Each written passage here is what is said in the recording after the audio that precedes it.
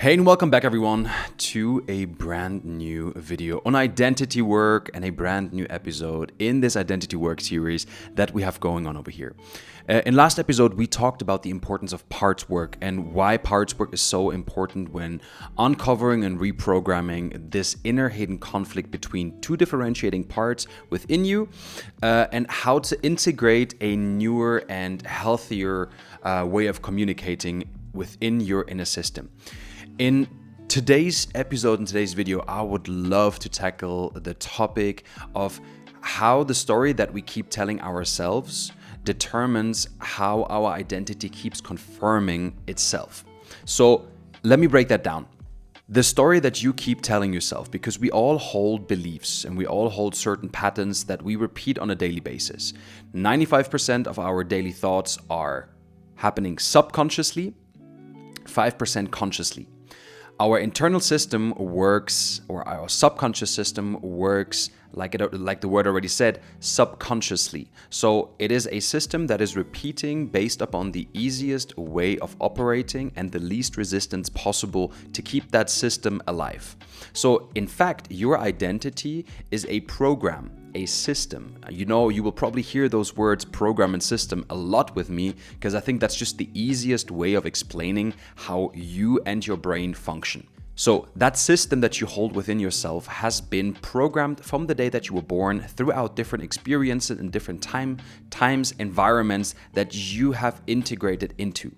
Throughout this integration process, you had to adapt, or you had to learn how to adapt into that specific environment or that socioeconomic background that was new to you in that specific moment. So the thoughts that you were holding, because you heard me as well repeat in the last episode, your thoughts determine your actions determine your habits determine your character, and your character inevitably determines your identity, who you are and who you become.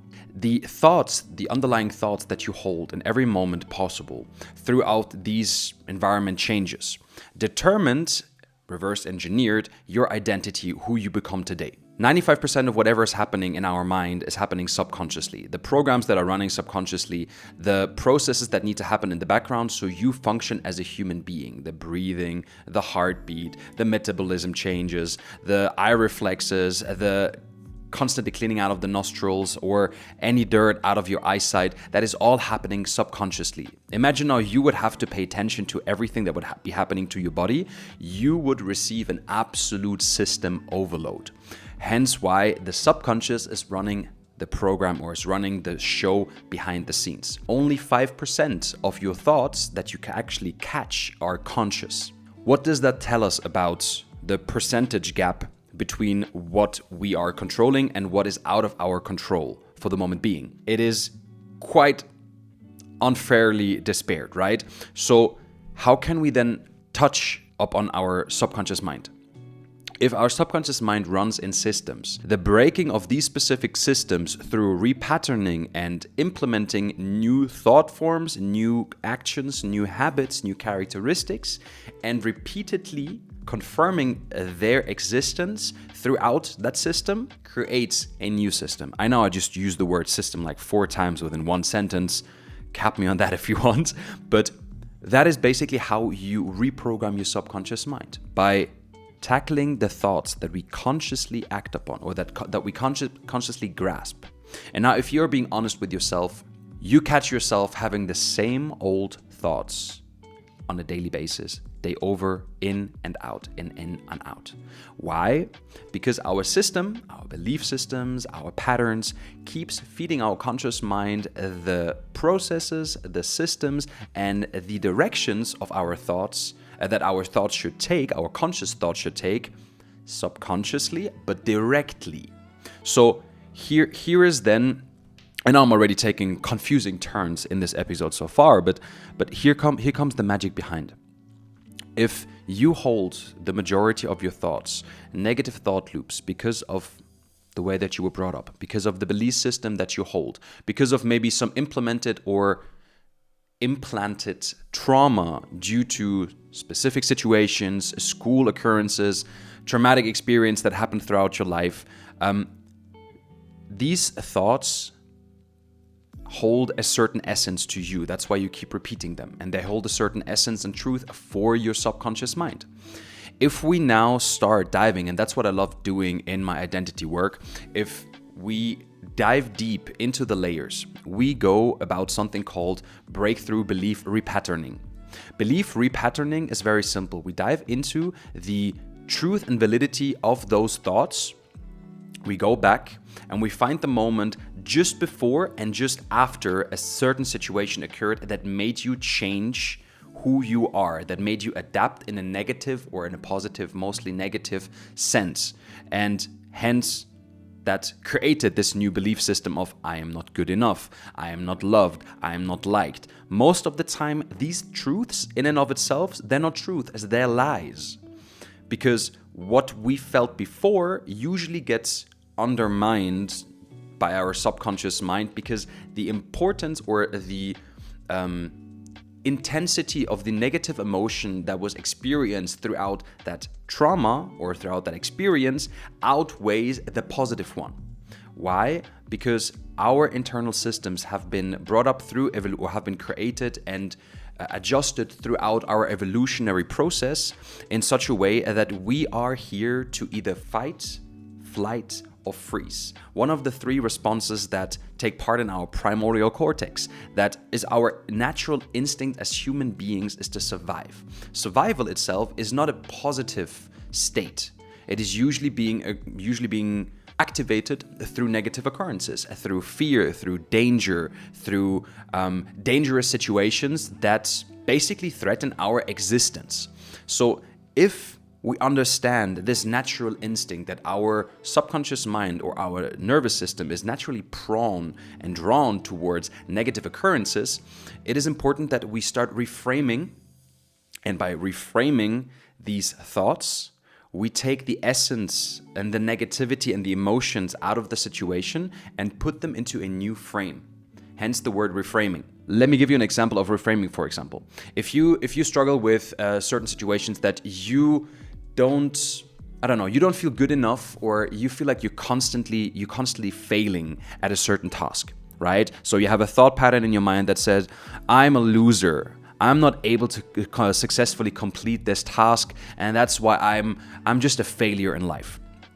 A reframe would be, actually, I just simply haven't learned the right techniques in order to successfully accomplish this task, hence showing me that I'm in the process and in the progress of understanding and learning and becoming better.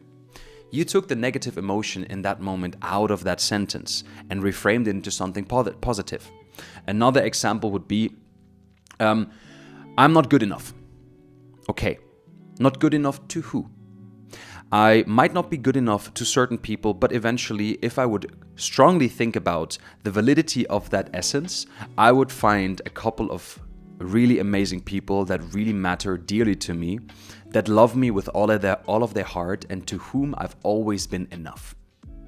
So repatterning and reframing the negative or the thought loops that are happening in your mind helps you to rewrite the story that you keep telling about yourself to yourself. By simply accepting the fact that that is the matter, that is the case, that most of our thought loops are negative, we are here to then successfully implement these thoughts and patterns that drive us forward, that give our nervous system and our subconscious mind the impulses that everything is okay.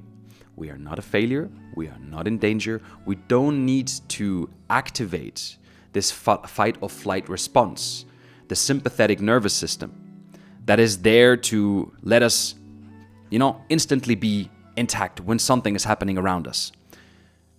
As our nervous system, it takes a big part and a big toll on whatever is happening in our life, it is important that we learn to differentiate these different factors. I know I've mentioned a lot of things right now. I've mentioned the conscious mind, which is 5%. I've mentioned the subconscious mind, which is happening in the background, which is 95%. I've mentioned our belief systems and how to reframe them. Now I'm mentioning as well your nervous system. So your nervous system is the regulating body within you that has two differentiating systems running and activating in certain moments. The sympathetic nervous system, which is your fight, flight, or freeze response to certain dangers, and the parasympathetic nervous system, which is your rest and digest, so relax, calm down system. We can activate or we can control these different systems accordingly through the most important asset that we have, the one that keeps us alive every second of the day, your breath.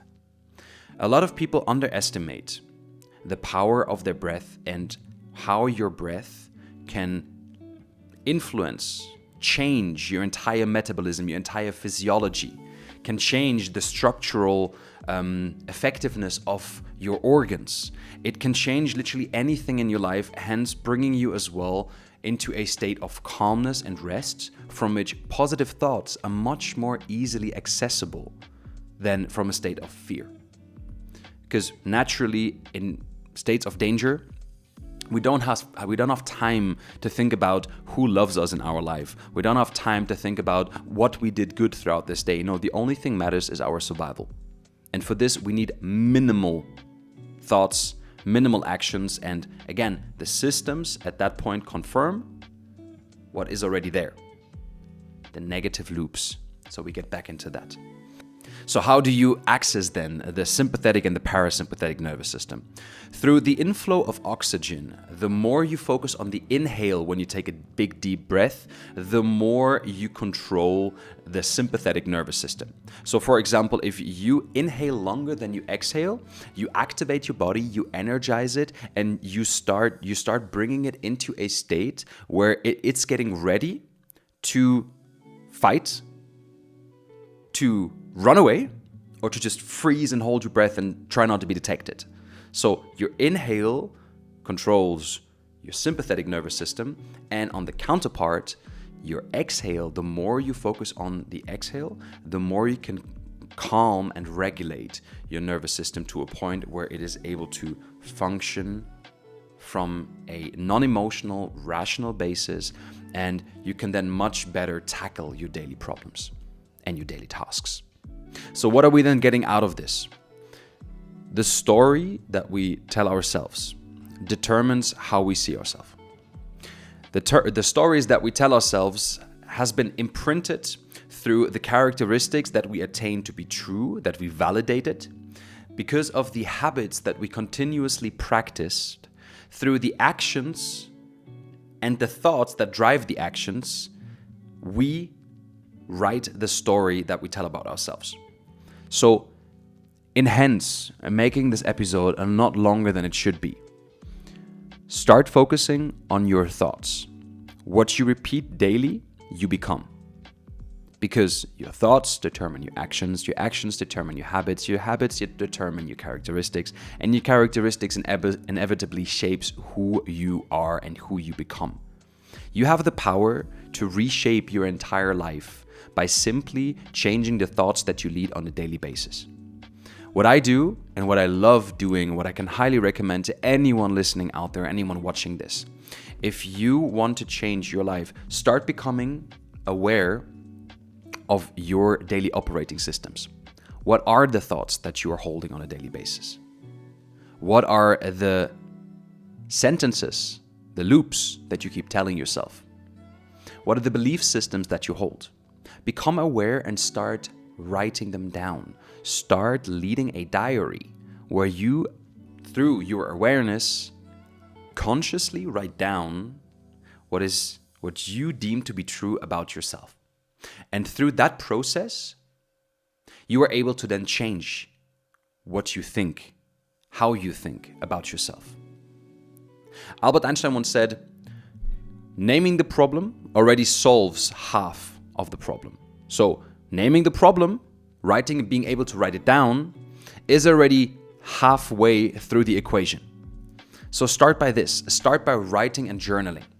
Start by focusing more and becoming more aware of when you are in a situation of distress, of anxiety, and when you are in a situation of calm and bliss and relaxation. Try to become aware of how do you breathe. Do you breathe regularly? Do you focus more on the inhale or the exhale? And by understanding how this works, how you work, you can biohack, influence the way that your identity is being shaped on a daily basis. Repetition makes the master. It is what you practice daily that sticks. Last episode, I mentioned as well the beautiful quote, neurons that fire together, wire together. So it is all in your hand what you do about your life. You are in control. But understanding how to take that control is probably the most important and most essential skill that you need to learn. How do you get control of your life? By becoming aware of what programs run you. So I didn't want to make this episode too long. I hope you got the point. I hope it was very clear and straightforward. If you have any questions, make sure to, subscribe to this channel, subscribe to the podcast, subscribe to my YouTube, and leave some love on this channel so, the algorithm gets it, this gets shown to more people, and we can actually go out there and help more people with their identity level work and how to rewrite and reprogram your life. And if you're interested in working together with me, my website will be launching very, very shortly, where you find all the information about my authentic self blueprint. And in the meantime, feel free to reach out to me if you have any questions or if you want to start working together with me. This was it from me. I thank you all. Have a beautiful day and see you in the next one.